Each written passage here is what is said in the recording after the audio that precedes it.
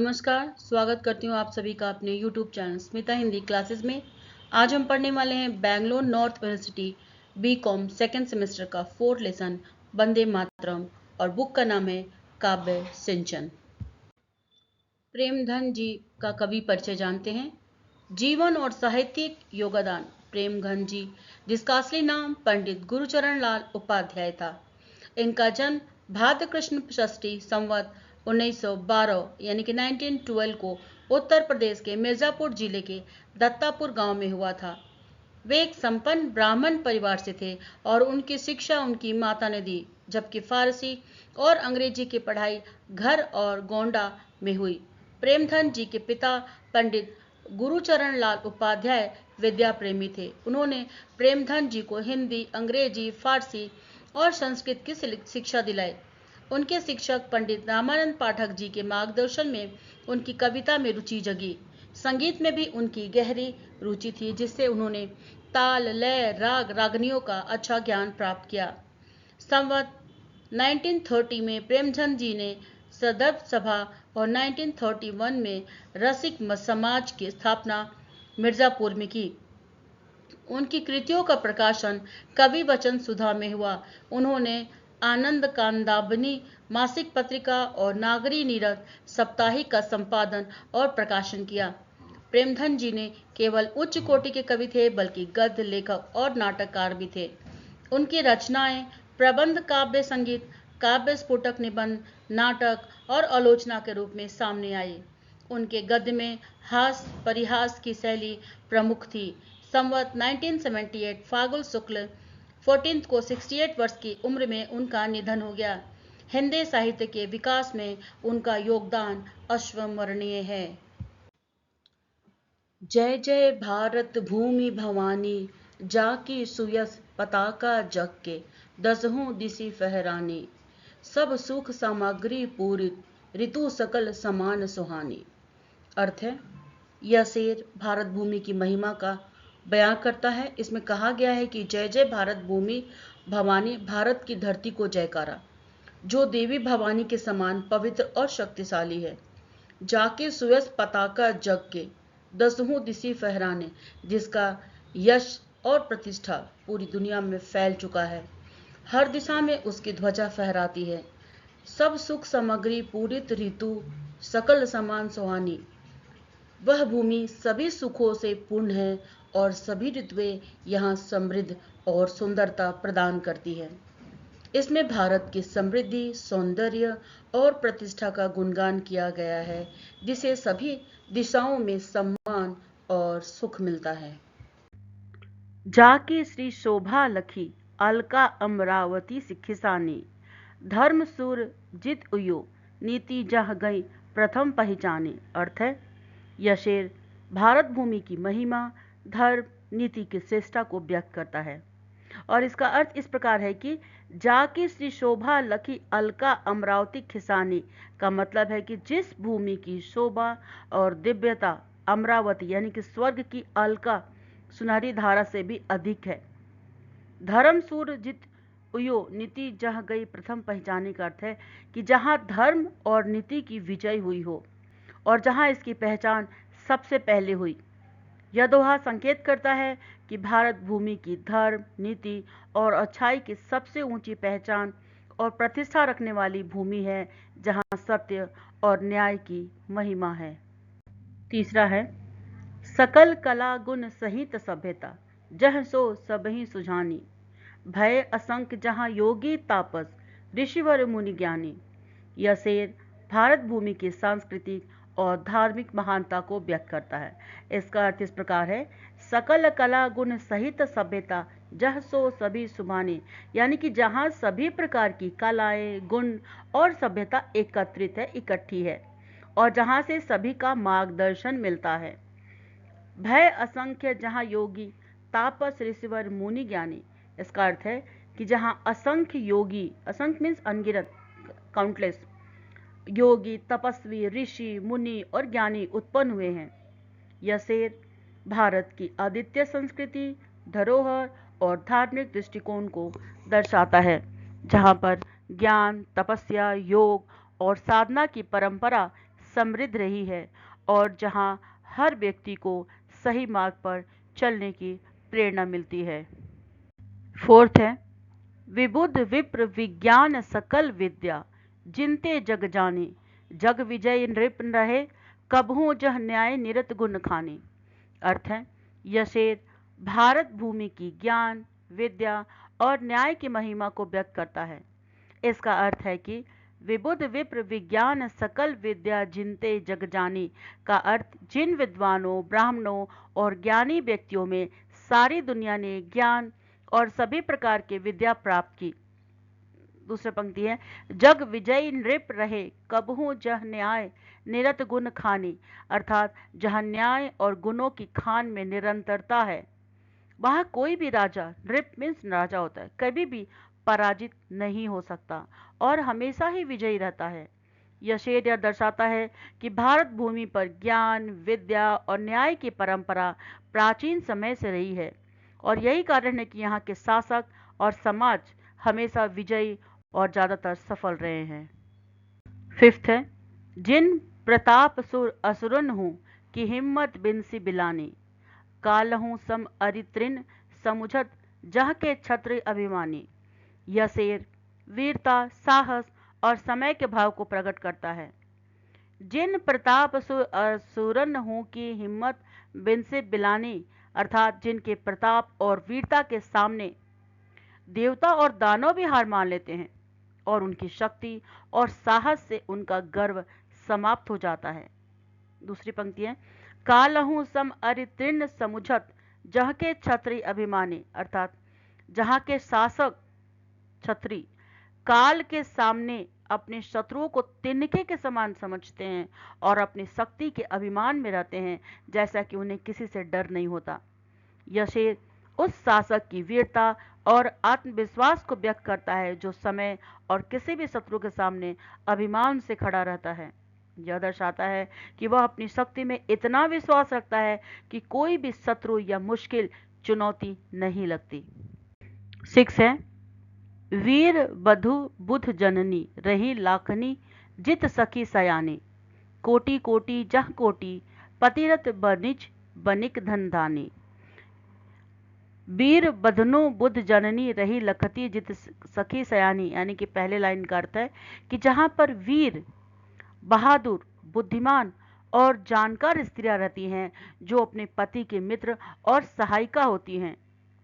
दूसरी पंक्ति, कोटि कोटि जह कोटि पतिरज बनिक धनदानी का अर्थ है कि जहां लाखों पति, व्यापारी, धनपति और दानी होते हैं, व्यापार और धन संचय में माहिर होते हैं। यह शेर यह दर्शाता है कि भारत भूमि पर वीरता, बुद्धिमत्ता, समृद्धि और नैतिकता का अद्वितीय संगम है, जहां महिलाएं अपने पुरुषों के साथ समान रूप से समाज में योगदान करती है और समृद्धि की दिशा में भी योगदान रखती हैं।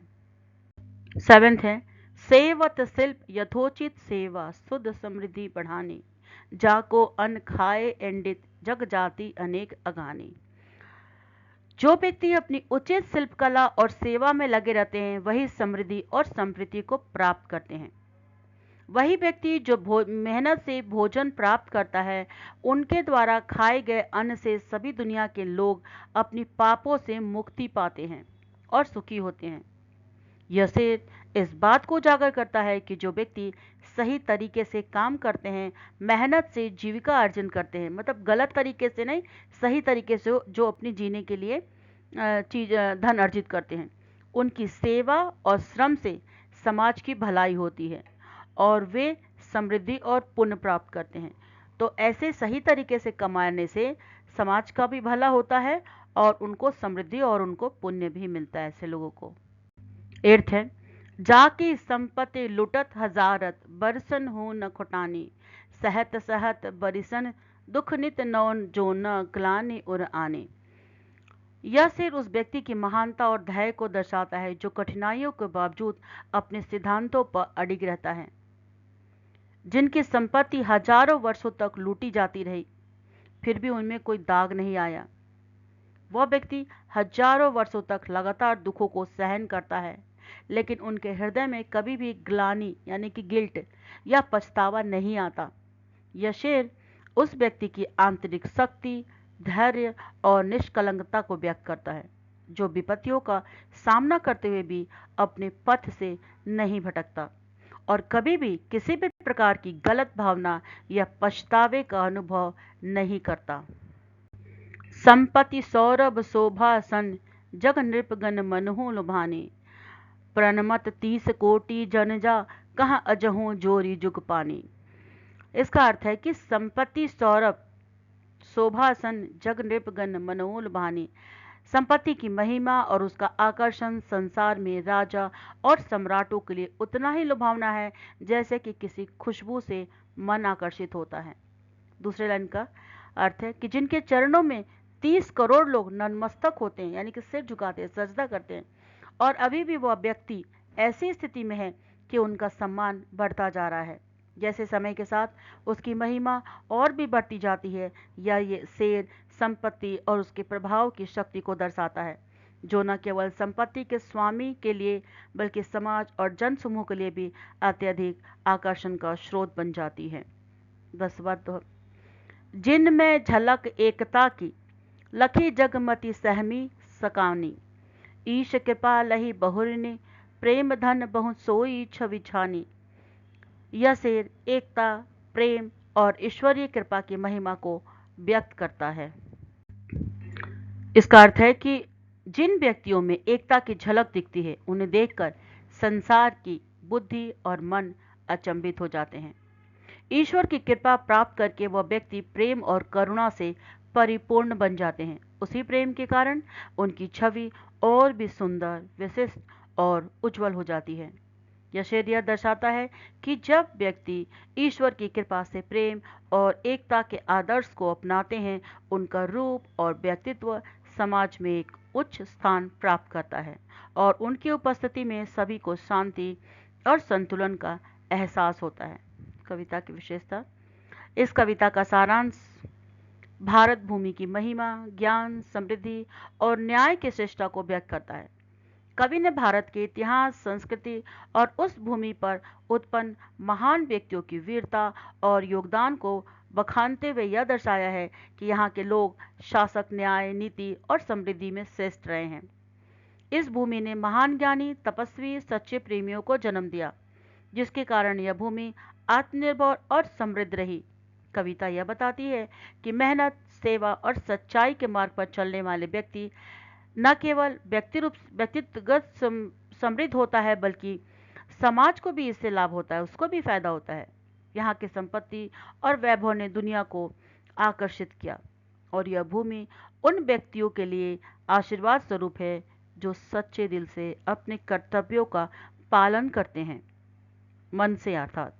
कुल मिलाकर यह कविता भारत भूमि की अद्वितीयता, शौर्य, ज्ञान और समृद्धि का प्रतीक है, जो हर दिशा में उसका सम्मान करती है। आइए एक अंक के प्रश्न उत्तर देखते हैं। भारत को किस रूप में संबोधित किया गया? भवानी। भारत भूमि के यश का क्या प्रतीक है? पताका। भारत की ऋतुएं कैसी हैं? सुख और समान। भारत की शोभा किसने देखा? अमरावती ने। भारत में कौन जीतता है? धर्म और नीति। भारत की संस्कृति में कौन कौन से गुण समाहित हैं? कला, गुण और सभ्यता। भारत में कितने योगी और ज्ञानी पैदा हुए? असंख्य, यानी कि काउंटलेस। भारत के राजाओं ने क्या किया? न्याय की स्थापना। भारत के किस महान गुण का वर्णन किया गया? प्रताप। भारत की वीरता से कौन डरता है? असुर। भारत की भूमि में किसका प्रचार हुआ? धर्म और नीति का। भारत के व्यापारियों की संपत्ति किसने देखी? संपूर्ण संसार ने। भारत में अन्न खाने से क्या होता है? जाति अनेक अघानी होती है। भारत की संपत्ति के बारे में क्या कहा गया? यह कभी समाप्त नहीं होती। भारत की संपत्ति के बारे में कवि के क्या विचार हैं? लूटने के बाद भी अब भी यह बरकरार है। भारत के नागरिकों के दिलों में क्या है? शांति। भारत की एकता को किसने देखा? दुनिया ने। भारत का एकता का प्रतीक क्या है? प्रेम और दिव्य छवि। भारत के राजा किससे अभिमानित होते हैं? शत्रु। भारत में किसकी कृपा से सब कुछ संभव है? ईश्वर की कृपा। टिप्पणी लेखन। भारत भूमि की महिमा। एक अद्भुत चित्रण इस काव्य में कवि ने भारत भूमि की दिव्य महिमा, उसकी समृद्धि, संस्कृति, धरोहर और ऐतिहासिक गौरव का अत्यंत सुंदर और प्रभावशाली चित्रण किया है। भारत को भवानी के रूप में पुकारते हुए कवि उसकी शक्ति, गौरव और अद्वितीय का सम्मान करते हैं। यह भूमि न केवल भौतिक संपत्ति से भरपूर है, बल्कि यह सदियों से कला, संस्कृति और ज्ञान का एक विशालतम केंद्र भी रही है। कवि ने भारत भूमि के प्राकृतिक सौंदर्य, रीतियों की सुखता और उसमें व्याप्त समृद्धि को भी अत्यंत प्रशंसा के साथ प्रस्तुत किया है। यहाँ की शिक्षा, धर्म, नीति और विज्ञान के क्षेत्र में किए गए योगदान को रेखांकित करते हुए यह दिखाया गया है कि भारत ने विश्व को कितने महान विचारक, योगी और संत दिए हैं। इसके अलावा भारत की वीरता और न्यायप्रियता का उल्लेख करते हुए कवि ने यह स्पष्ट किया कि यहाँ के राजाओं और वीरों ने न केवल भूमि की रक्षा की, बल्कि उन्होंने पूरे विश्व में न्याय और शांति की स्थापना की। कवि ने यहाँ तक कहा कि भारत की संपत्ति इतनी समृद्ध और प्रचुर थी कि वर्षों तक लूटने के बाद भी ये कभी खत्म नहीं हुई। संपत्ति, दान, शिल्प और व्यापार के क्षेत्र में भारत ने अपार यश और समृद्धि प्राप्त की। इसके साथ ही कवि भारत की एकता की बात करते हैं, जो कि न केवल देशवासियों के लिए प्रेरणा है, बल्कि दुनिया में इसका प्रभाव महसूस किया है। कवि का संदेश है कि भारत की खोई हुई महिमा को फिर से लौटाया जाए और इसकी दिव्य छवि को पुनः संसार के सामने लाया जाए। ईश्वर की कृपा से भारत को फिर से शांति, समृद्धि और प्रेम की भूमि बनाने का आह्वान इस कविता में किया गया है। निष्कर्षतः यह काव्य न केवल भारत की गौरवमयी परंपराओं का उत्सव है, बल्कि यह हमें अपनी संस्कृति और धरोहर पर गर्व करने के साथ साथ पुनः पुनर्जीवित करने का भी संकल्प देती है। तो छात्रों, इस तरह का ये लेसन यहीं पर कंप्लीट होता है। बहुत जल्द मैं सारे पाठ आपके लेकर आऊंगी, तो यहाँ पर आप बने रहें। और पूरे क्वेश्चन का जो आंसर है, मतलब कि लॉन्ग क्वेश्चन, आप पूरे सारांश का यूज करते हुए लिख सकते हैं, जो 16 मार्क्स या 15 मार्क्स का आता है।